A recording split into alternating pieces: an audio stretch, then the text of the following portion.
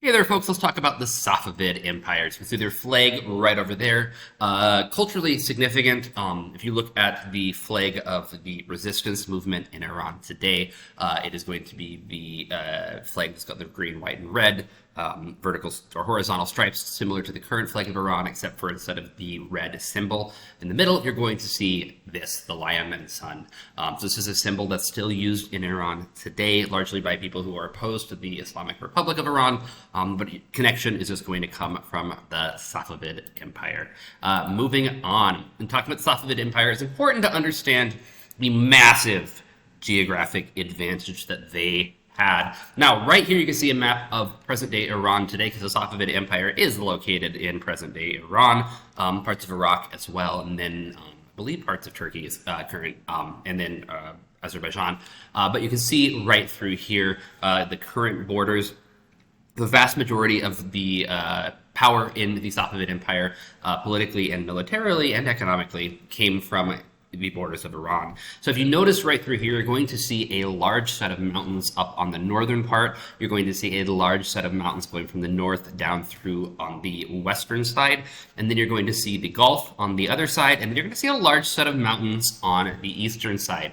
Now, this is going to be significant because it's going to allow the empire to be really protected from external threats. So there are still ways in, however, it is much more difficult because of the mountains, which are going to really kind of shelter, act like a wall of sorts for the Safavid Empire. Same with the Gulf down below, is going to provide kind of a natural barrier. It's harder to get in and to invade. But if you do get across, you're in the desert, and then you're in the mountains, which are not pleasant to go through.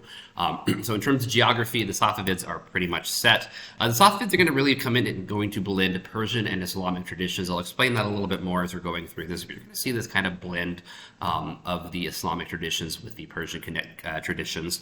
Additionally, the Safavids are going to build upon this idea of the past glory of the Persian Empire. So if you think about the story of the Persians, like with Alexander the Great, the Persians and the fighting and the Battle of Thermopylae in 300 of the Persians versus the Greeks, you're going to see this connection right through here. The Safavids are very proud of the past power of Persia. They're going to connect to that. There's going to be a large focus on the idea of royal grandeur. So this idea of real exuberance and a lot of power and strength portrayed through goods and things for the military, or not the military, for the king who's leading the country. Also going to have power centralized, so it's not going to be kind of divided. It's going to be one person. So again, the royal leader is very powerful and very strong. Again, this is shown through the grandeur. And lastly, the language, really a renewed focus on the Persian language. So rebirth in Persian culture. One thing is, again, the Persian language is going to be spoken a lot more. There's going to be a lot more of an emphasis on the Persian language, getting away from Arabic, which would have spread into Persia with the spread of Islam, coming from present-day Saudi Arabia, the city of Mecca and Medina.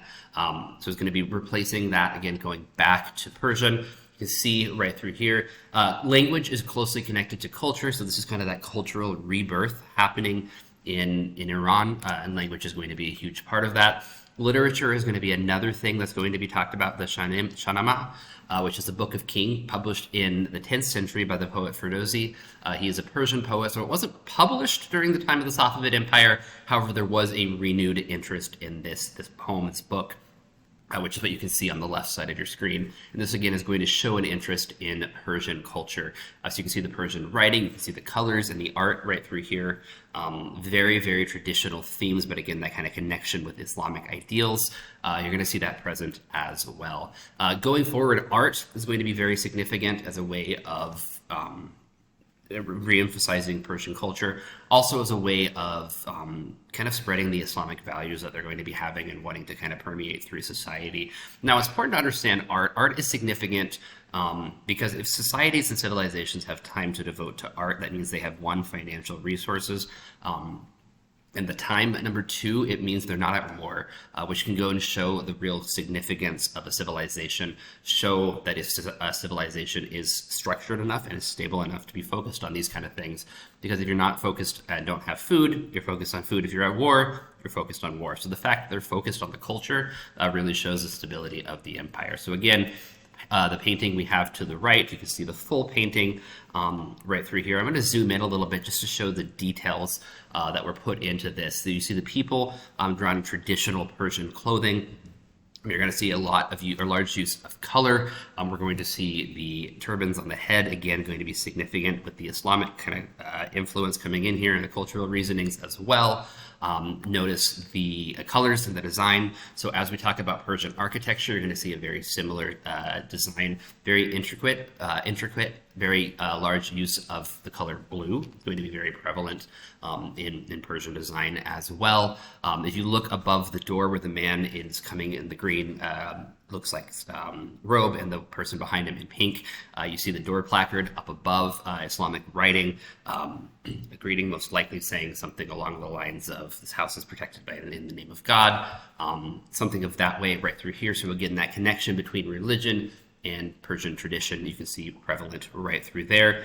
Big thing to note again is the specific detail and also the use of symmetry and shapes. Here we have a large bridge. Again, Islamic architecture. The arches are significant because, one, they point upwards to heaven, which is kind of that religious symbolism right here. Number two, they're geometrically very strong shapes, so it's easy to make these bridges so they don't fall down. Three, they just look nice, which is going to be a nice appeal as well. Here is going to be inside of a mosque. Again, lots of use of the color blue, focused upwards, a lot of symmetry, a lot of angles. All this different stuff here. The Islamic writing you can see in those archways, again, scripts from the Quran, again, as a way of reminding people of the greater significance of their religion within their culture. Isfahan is going to be the capital of the Safavid Empire. It's kind of their crown jewel. It is full of gardens, it is full of mosques, and it is full of palaces.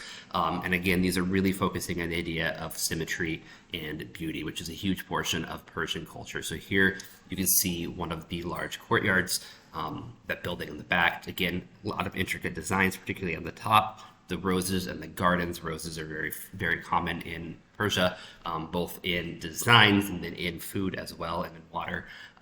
Again, we see this palace right through here. The use of water, the use of symmetry. Notice how one side of the building looks almost identical to the other, even in terms of the trees and the landscaping right through here. So symmetry, again, very significant. We have this mosque right through here. This would be the courtyard of the mosque once you go inside. Again, the arches, very prevalent, the use of the color blue. We can see some of the Islamic script written around there. And again, the idea of symmetry and shape.